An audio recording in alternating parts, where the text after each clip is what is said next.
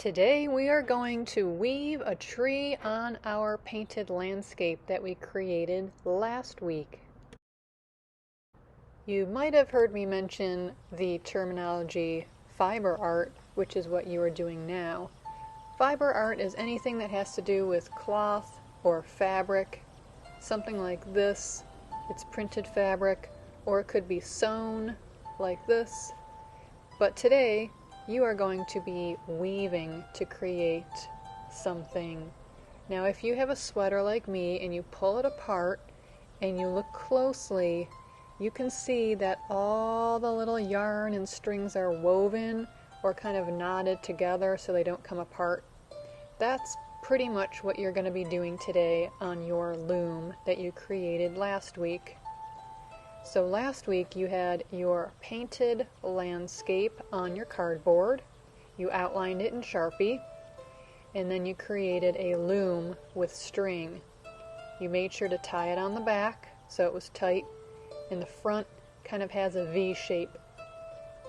Well, we're going to weave a tree, and specifically the tree trunk today, about halfway up your landscape. The other half will be the leaves. So what you will get is one skein of yarn, brown. It'll be light brown or dark brown. Pull it apart so it's one open arm's length. Then cut it off the skein of cardboard. Now you're going to have two ends. One end will be attached to the loom. So grab any strings, and it's a tree trunk, so it will be at the bottom of your landscape.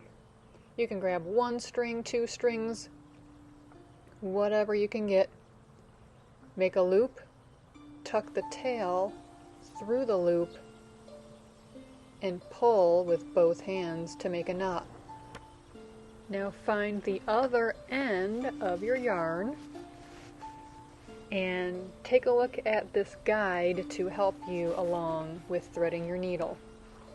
The first thing you're going to do is place your thread in the folded paper, also called the hot dog bun.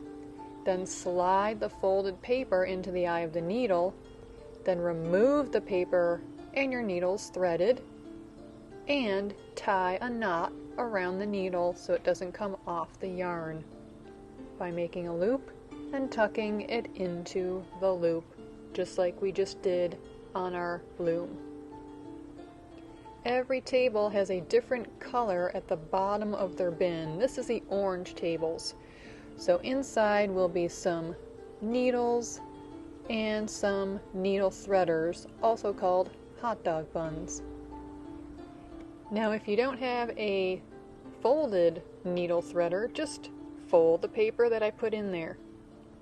Just fold it in half. Now what you're going to do is find the end that you will thread, place the yarn in the needle threader hot dog bun. Don't have it coming out the end though.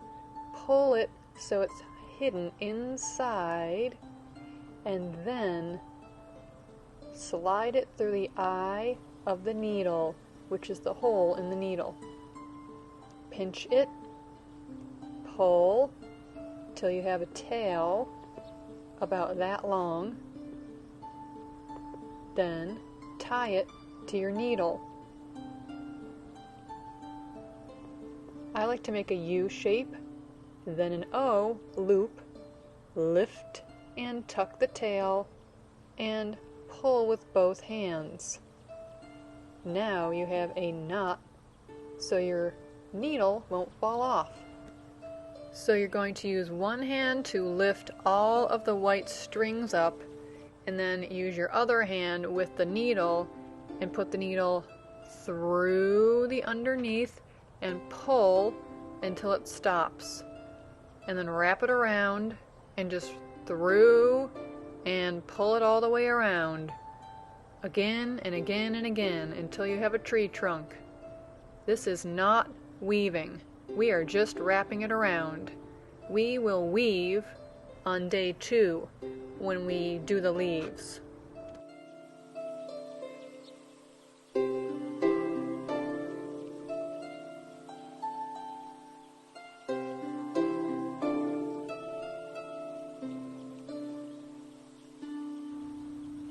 Let's say you ran out of yarn. You have to leave a tail and then cut a new open arm piece of yarn. Lay it side by side with the old piece. You don't need to put it on a white piece of paper. I just did that so you could see what I was doing. Take both pieces together, wrap it around your finger, make a loop, and tuck the ends through the loop, and then pull the ends. Find the other end and put the needle on the same way.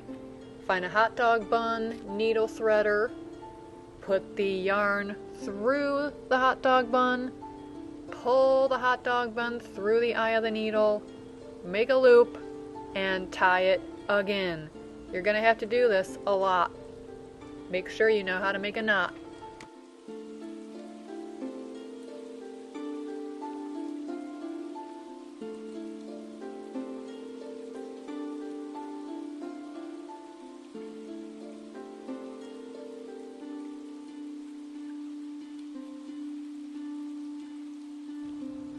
Just like before, keep wrapping it around and around. Remember, we are not weaving right now.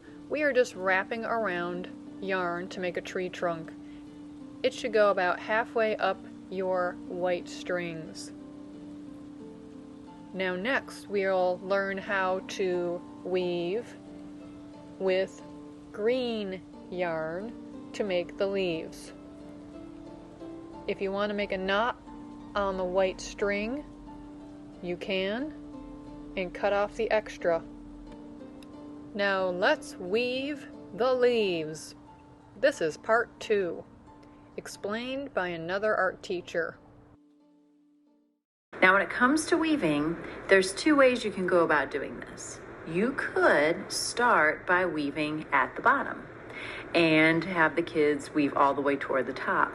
And if you're going to do that, you can see the warp threads are really close together. I'm going to zoom in for you.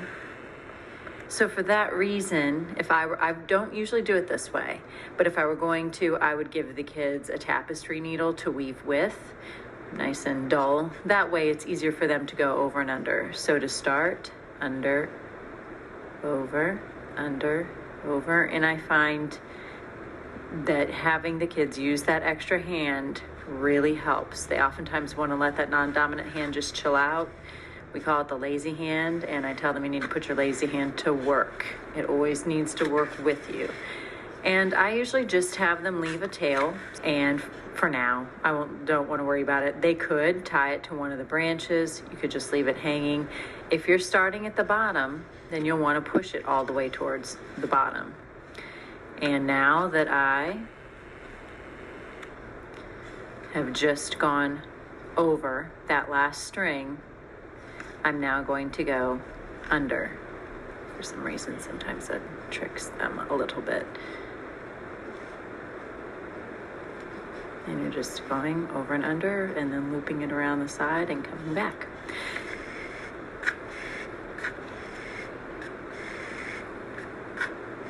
The weaving portion of this does take a little while, but the kids really seem to enjoy it. You give them a fork. Forks work great at scrunching the yarn down.